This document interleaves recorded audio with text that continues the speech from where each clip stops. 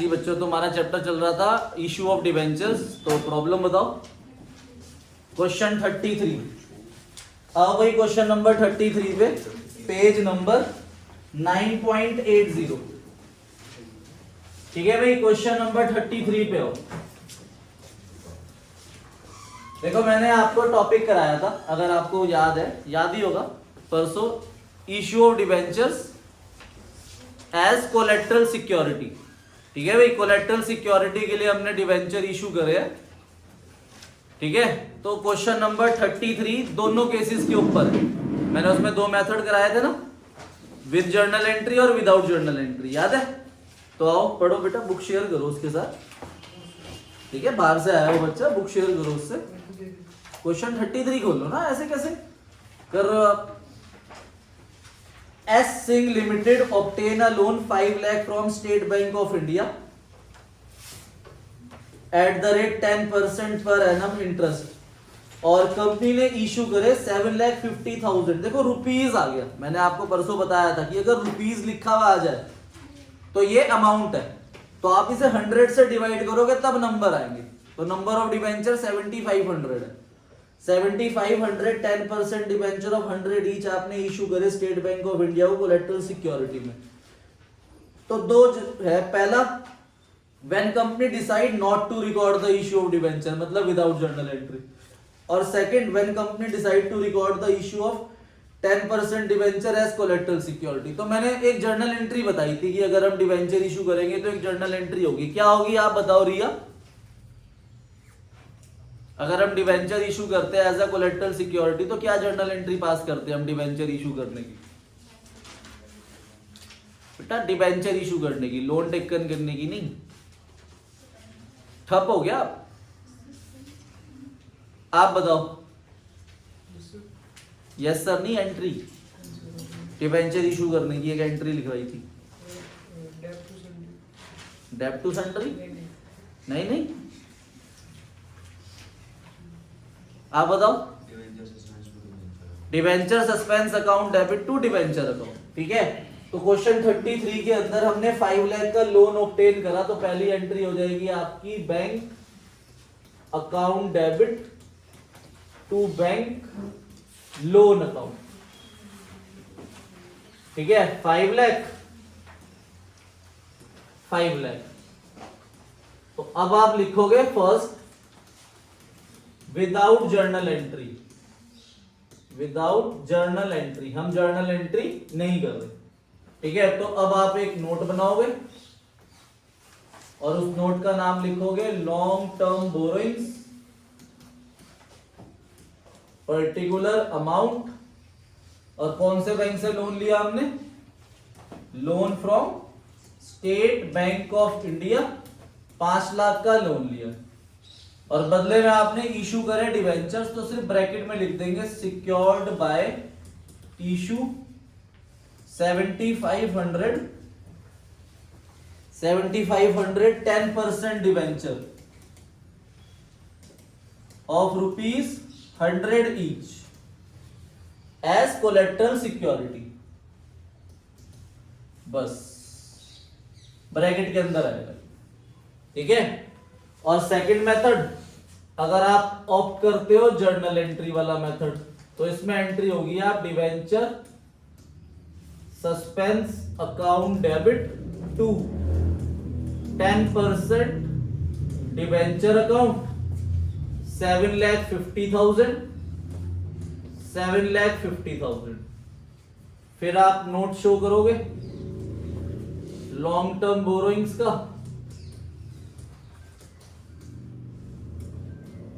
Particular amount, और यहां लिख दोगे loan from state bank of India, 5 lakh का लोन लिया।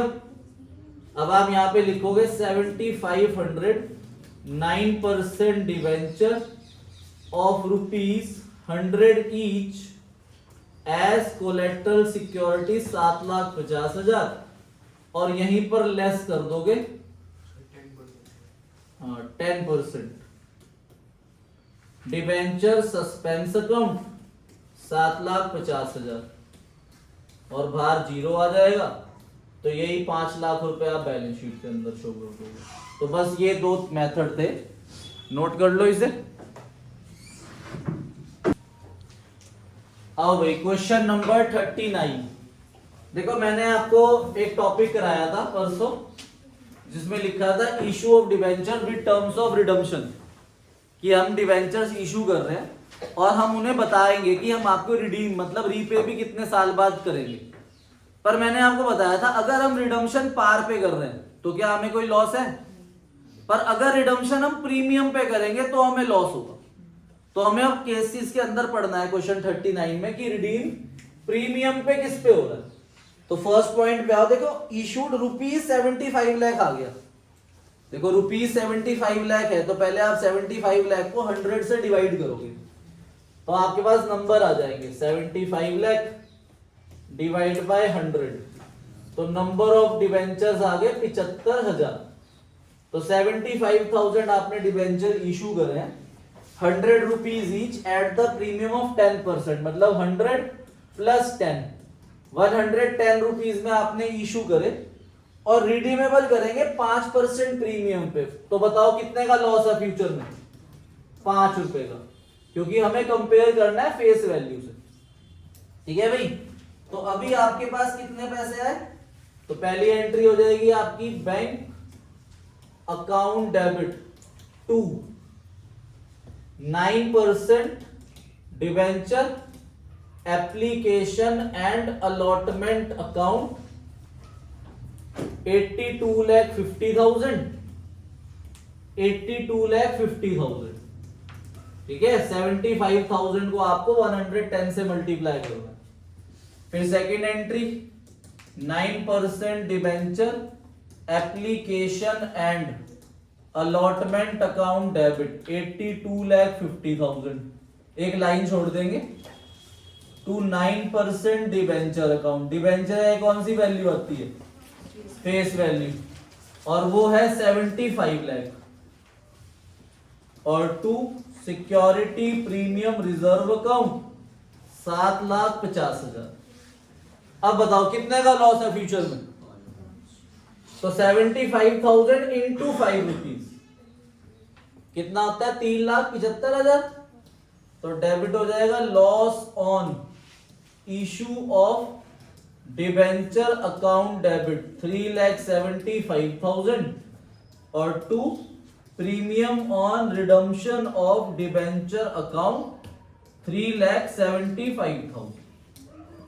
ठीक है भैया, बेटा पढ़ाई पे ध्यान दो। सेकंड पॉइंट पढ़ो, इसमें 8,009% डिवेंचर आपने इशू करे हैं 6% डिस्काउंट पे। तो सेकंड केस के अंदर नंबर ऑफ डिवेंचर दिए हुए 8,000, 100 रुपए फेस वैल्यू, 6 रुपए डिस्काउंट, 94 रुपीज में इशू करे और आप रिडीम कर रहे हो 3% प्रीमियम पे। तो कितना परसेंट प्रीमियम है? 3 रुपए। तो कितने का लॉस है फ्यूचर में? 3 रुपीज का लॉस है, क्योंकि फेस वैल्यू से कंपेयर करना है आपको 100 से। ठीक है भाई, तो अभी आपके पास आए 8,000 इंटू 94। तो bank account debit to debenture application 7,52,000, 7,52,000। फिर दूसरी एंट्री डिवेंचर का नाम है 9%।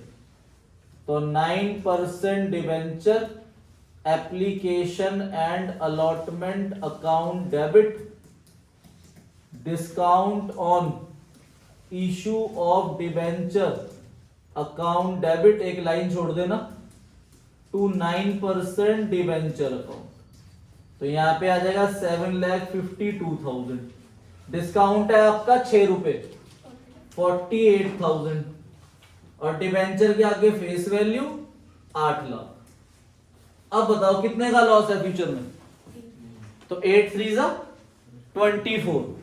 तो वो loss on issue of debenture account debit 24,000 और to premium on redemption of debenture account 24,000। तो 24,000 से ही डेबिट होगा और 24,000 से ही क्रेडिट होगा। आओ भाई क्वेश्चन नंबर 40 का सेकंड पार्ट।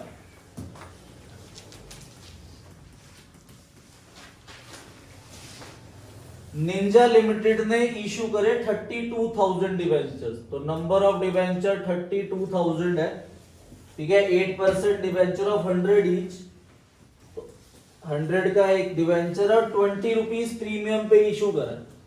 मतलब आपने 120 रुपए में इशू करा और रिडीम आप कर रहे हो 10 रुपीज के प्रीमियम पे, तो 10 रुपए का लॉस है आपको फ्यूचर में। तो अभी आपके पास 32,000 इंटू 120 रुपीज आए हैं, 38,40,000। तो पहली एंट्री हो जाएगी आपकी bank account debit to debenture application and allotment account 38,40,000, 38,40,000। फिर दूसरी entry debenture application and allotment account debit 38,40,000। फिर एक लाइन छोड़ देना, डिवेंचर के आगे फेस वैल्यू 32,000 इंटू 100 32 लाख, और फिर 32,000 इंटू 20 6,40,000। ये सिक्योरिटी प्रीमियम रिजर्व है। अब आप देखो कितने का लॉस है फ्यूचर में, तो वो लॉस के नाम से डेबिट होगा 3,20,000 और लॉस के नाम से ही क्रेडिट हो जाएगा, सॉरी प्रीमियम ऑन रिडम्पशन के नाम से क्रेडिट हो जाएगा। ठीक है भाई, नोट कर लो इसे। आओ क्वेश्चन नंबर 35 पे पढ़ो। ZK लिमिटेड ने इशू करे ₹4 लाख 9% डिवेंचर ऑफ 100 ईच। देखो ₹4 लाख आ गया ना, तो आप 100 से डिवाइड करोगे तो नंबर ऑफ डिवेंचर आएंगे आपके पास पहले। तो नंबर ऑफ डिवेंचर आएंगे आपके पास 4,000। ठीक है, क्वेश्चन 35। तो नंबर ऑफ डिवेंचर 4,000 है और आपने इशू करा 100 रुपीज का डिवेंचर है, 5% डिस्काउंट पे इशू करा 95 रुपीज में, और आप रिडीम कर रहे हो 10% प्रीमियम पे। मतलब आपको लॉस कितने का फ्यूचर में, 10 रुपीज का। करूं आगे क्वेश्चन, करूं एंट्री।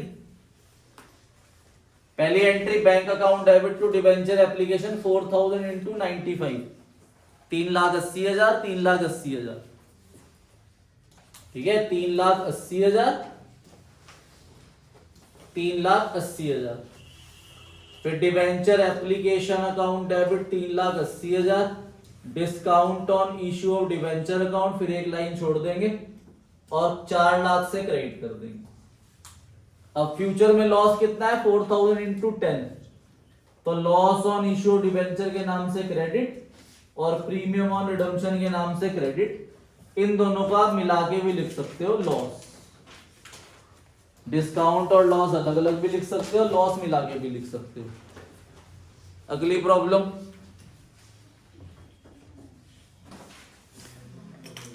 हाँ जी। तो अब हमारे टॉपिक का नाम है इंटरेस्ट ऑन डिवेंचर्स।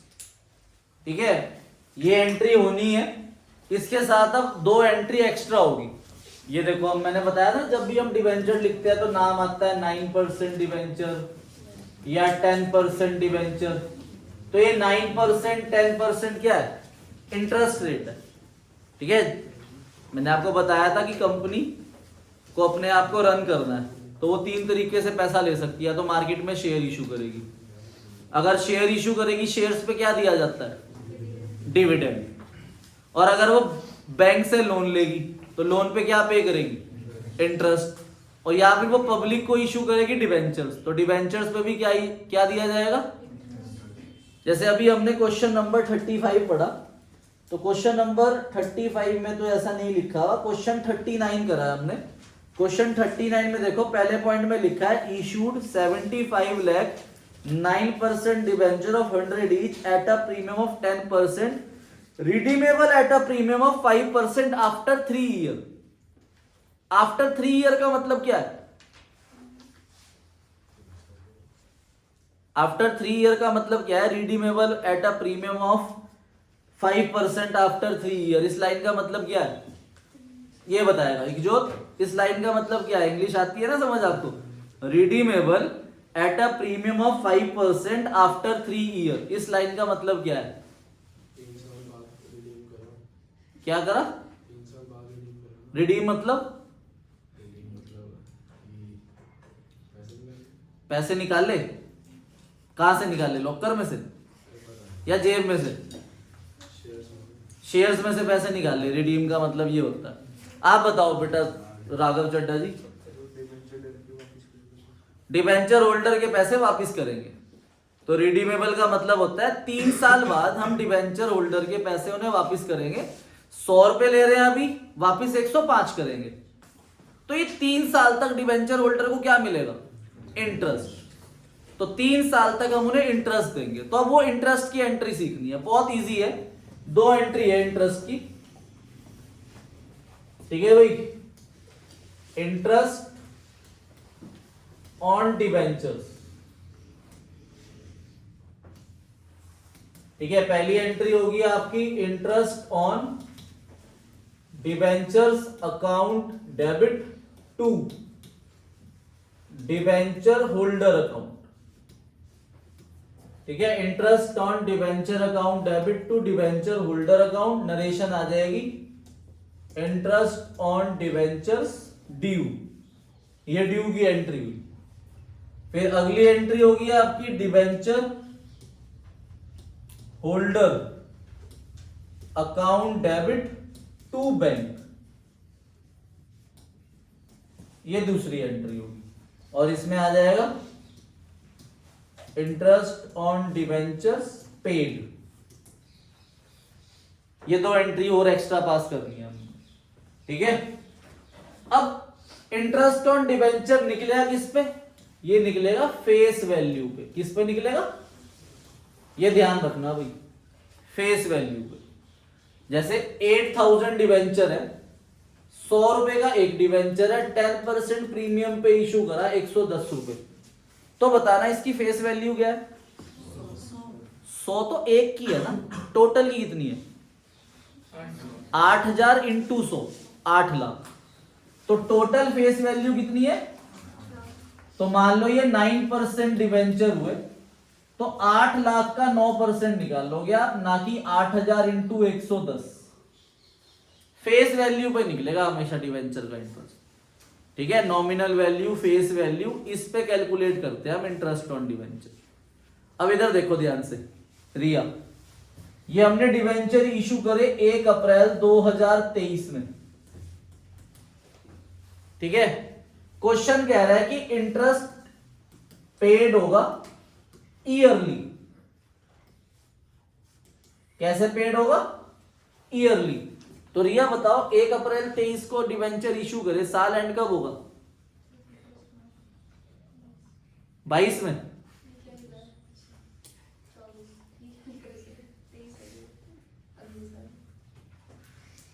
हाँ, क्या डेट होगी? 31 मार्च 22।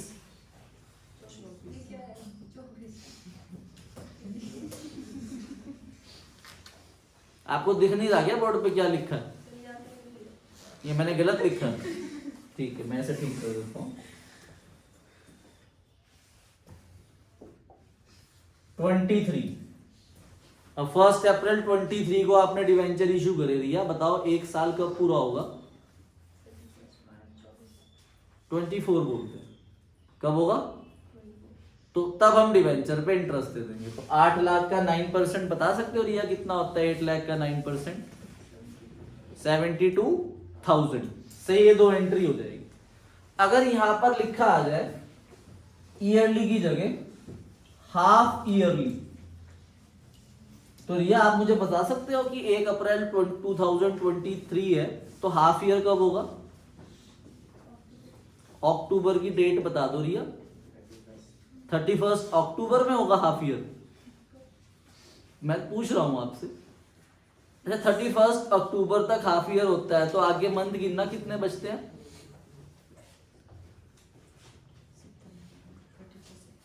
बता रही है रिया। सब सितंबर क्या 31 आता है सितंबर में? बहुत ही प्यारा बच्चा है। इसे ये पता है 1 जनवरी को न्यू ईयर होता है। बाकी मंथ गए बाढ़ में। मेरे को तो इस दिन सेलिब्रेट करना है 1 जनवरी को, चाहे सितंबर में 30 दिन हो, चाहे सितंबर में 31 हो, चाहे हो 35, है ना रिया? मुझे तो सेलिब्रेट कब करना है? 1 जनवरी। रिया अप्रैल में कितने दिन होते हैं? ये टेक्निक आती है? ये टेक्निक मुझे भी नहीं समझ आई आज तक, पर बहुत बढ़िया है। देखो जनवरी एक ओनली, इसके ऊपर जो आता है ना वो 31 का होता है, तो जनवरी इसके ऊपर 31, फिर फरवरी 28 या 29 एज पर लीप ईयर, फिर मार्च ऊपर आ गया फिर से 31, फिर अप्रैल 30, फिर अप्रैल के बाद मई 31, फिर जून 30, फिर 31, फिर जुलाई के बाद फिर से अगस्त, इसलिए जुलाई और अगस्त दोनों में 31 होते हैं। देखो ऊपर आ रहे, जो पहाड़ों पे है वो क्या है? 31, और जो प्लेन्स में वो 30 है। समझ गए रिया? तो अब बताओ दोबारा कि बताओ सितंबर में कितने डेज होते हैं? 30, क्योंकि देखो अगस्त फिर सितंबर, ये बात घर जाके सबको सिखाना। अप्रैल मई जून जुलाई अगस्त, अप्रैल से नहीं शुरू करना। कब से शुरू करना है? जनवरी से। वेरी गुड रिया, बहुत प्यारा बच्चा, सीख जाता है एकदम। देखो अब हाफ ईयरली है, तो हाफ ईयरली मतलब कि कितने मंथ होते हैं? कितने मंथ होंगे हाफ ईयर में? तो इसे आप 6/12 से मल्टीप्लाई कर दो, तब हाफ ईयर का इंटरेस्ट हो। ठीक है भाई? तो हाफ ईयर की फिर ये 4 एंट्रियां होंगी, पहले 30 सितंबर पे 2 एंट्री, फिर 31 मार्च पे 2 एंट्री। क्लियर है? ये एंट्री नोट करो, क्वेश्चन करते हैं अपनी बुक में। क्वेश्चन नंबर 44 पे आ जाना है, इसके बाद पेज 9.82। आओ ध्यान से क्वेश्चन नंबर 44 पे ध्यान से रीड करो।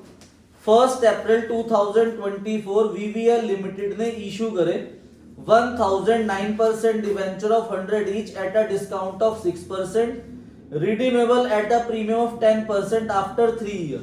तो वो 2 इशू की एंट्री करो करण। ये क्वेश्चन नंबर 44, 1 अप्रैल 2024 पे आपने डिवेंचर इशू करे, ठीक है? 1000 डिवेंचर इशू करे 6% डिस्काउंट पे, तो नंबर है 1000, ठीक है? फेस वैल्यू है 100 और 6% डिस्काउंट 94 रुपीज में आपने इशू करे, और रिडीम करोगे 10% प्रीमियम पे, मतलब लॉस होगा 10 रुपीज का। तो अभी आपके पास 94,000 आया, तो 1 अप्रैल को आप एंट्री करोगे bank account debit to 9% debenture application and allotment account 94,000। फिर अगली entry 9% debenture application and allotment account debit, discount on issue of debenture account debit to 9% debenture account. यहां आएगा 94,000, 1000 इंटू 6,000, और इसके आगे फेस वैल्यू 1 लाख।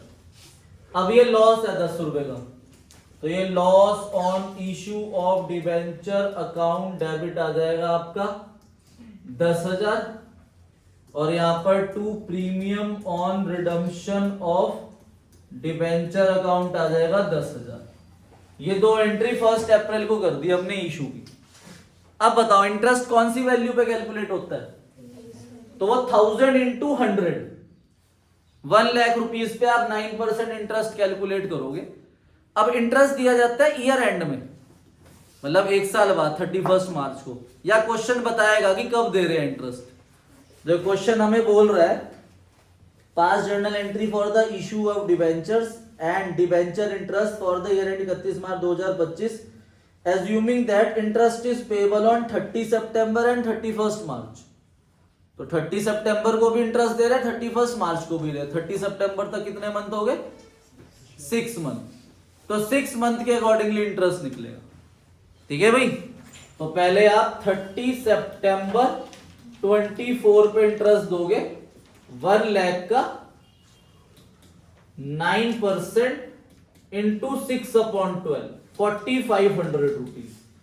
तो एंट्री हो जाएगी interest on debenture account debit to debenture holder account 4500। और दूसरी एंट्री हो जाएगी सेम डेट पे debenture holder account debit to bank account 4500। ये 30 सितंबर को हुई। अब 31 मार्च को 2025 ये दो एंट्री दोबारा होगी सेम हाफ ईयर की, क्योंकि हाफ ईयरली इंटरेस्ट दे रहे हो आप। तो 4500 दोबारा इंटरेस्ट निकलेगा 1 लाख का 9%, 9000 इंटू 6/12। तो फिर से होगी आपकी 4500 की दो एंट्रियां हो। ये जो इंटरेस्ट ऑन डिवेंचर होता है ना, ये कंपनी पे करती है किसको? Debenture holder. तो इंटरेस्ट ऑन डिवेंचर कंपनी के पॉइंट ऑफ व्यू से क्या हुआ रिया? इंग्लिश में बोलो। एक्सपेंस हुआ। क्या हुआ? तो जितने भी एक्सपेंसेस होते हैं वो ईयर एंड में जाते हैं प्रॉफिट एंड लॉस अकाउंट में। कहां जाते हैं? तो ईयर एंड हुआ ना 31 मार्च, तो कितना इंटरेस्ट है? 4500 ये और 4500 यहां आया होगा। तो टोटल इंटरेस्ट कितना हो गया? 9000। तो 9000 पे इंटरेस्ट आप ईयर एंड में statement of profit and loss account debit to interest on debenture account एक एंट्री और करोगे 9000। ये 9000 क्यों हुई? क्योंकि टोटल इंटरेस्ट जाएगा ईयर एंड में। ठीक है भाई, तो ये हर क्वेश्चन के एंड में हमें करनी है जिसमें भी इंटरेस्ट ऑन डिवेंचर आ जाए। कॉम्प्लीमेंट्री एंट्री, अगर आप ये छोड़ आओगे तो मार्क्स कट सकते हैं। क्लियर है?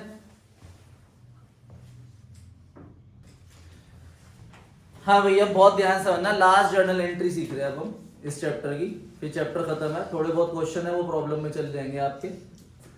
अब देखो भाई, मैंने आपको ये एंट्री कराई ना, लॉस डेबिट होता है, फिर डिस्काउंट और लॉस एंट्री तो आ गई। अब जो डिस्काउंट और लॉस होता है ना, इसे भी ईयर एंड में राइट ऑफ करा जाता है। ठीक है भाई, जैसे ये इंटरेस्ट ऑन डिवेंचर था, इंटरेस्ट ऑन डिवेंचर को तो हमने कहां से राइट ऑफ करा? Statement of profit and loss account से राइट ऑफ करना। ट्रांसफर करना मतलब राइट ऑफ करना। तो इंटरेस्ट ऑन डिवेंचर तो सिर्फ कहां से राइट ऑफ होगा? Statement of profit and loss account से। ठीक है भाई, पर जो आपका डिस्काउंट और लॉस है, ये जो राइट ऑफ होते हैं, ये जो रिटर्न ऑफ होते हैं, ये पहले तो होगा सिक्योरिटी प्रीमियम रिजर्व से। अगर सिक्योरिटी प्रीमियम रिजर्व नहीं है तब जाएगा ये statement of profit and loss account. ठीक है भाई, तो लिखो टॉपिक का नाम रिटर्न ऑफ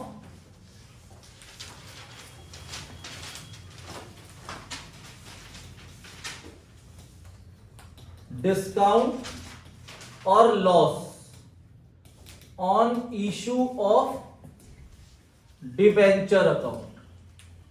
ठीक है भाई, तो इसकी एंट्री होगी security premium reserve account debit statement of profit and loss account debit to discount slash loss on issue of debenture account.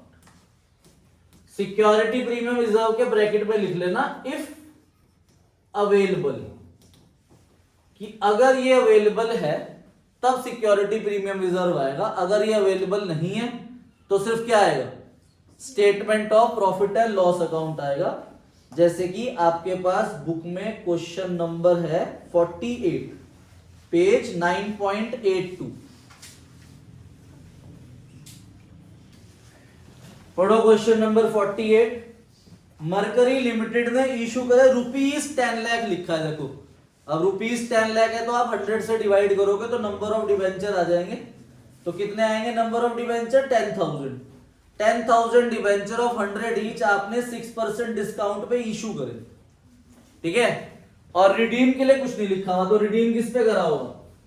पार पे। तो आपने क्वेश्चन नंबर 48 में 10,000 डिवेंचर इशू करे, 100 रुपीज फेस वैल्यू, और आपने इशू करा 6% डिस्काउंट पे, तो 94 रुपीज में इशू करा। करना एंट्री क्या होगी?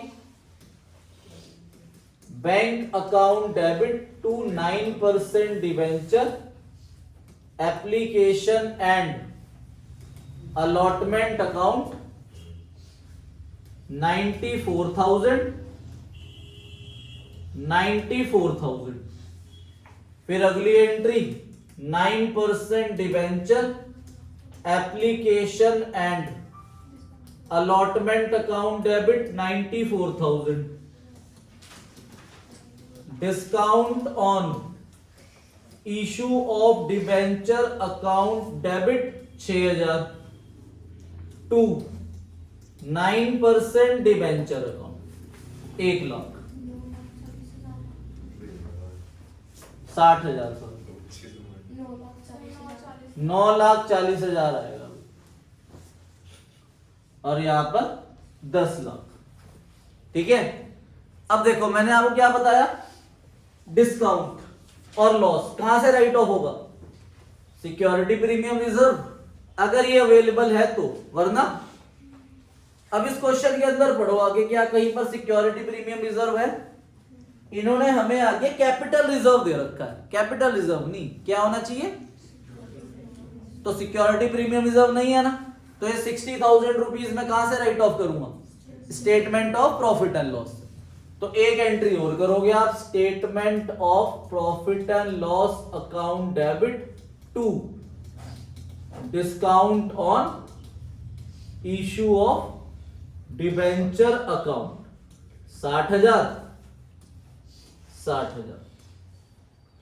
ठीक है भाई, ये एक एंट्री हो जाएगी, ठीक है। अगला क्वेश्चन रीड करो। देखो अगले क्वेश्चन के अंदर आपके पास 70,000 रुपीज सिक्योरिटी प्रीमियम रिजर्व में पड़ा है। तो अगर सिक्योरिटी प्रीमियम रिजर्व होगा तो उसमें जाएगा, ठीक है। सर मान लो हमारा टोटल डिस्काउंट और लॉस 1,00,000 हो, अब सिक्योरिटी प्रीमियम रिजर्व 70,000 है, तो भाई कितना बचा? तो वो 30,000 जाएगा statement of profit and loss में, ठीक है भाई। होमवर्क लिख लो। क्वेश्चन नंबर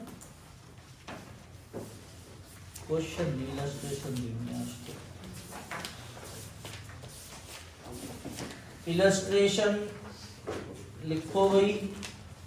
इलस्ट्रेशन नंबर है आपकी 16, 18, 20,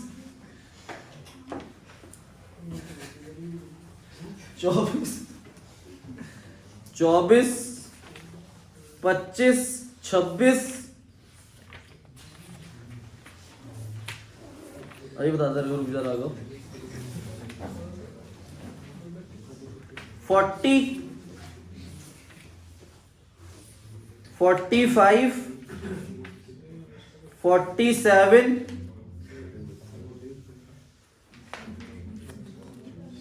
53, ठीक है। ये आपके इलस्ट्रेशन होमवर्क है। Okay bye bye.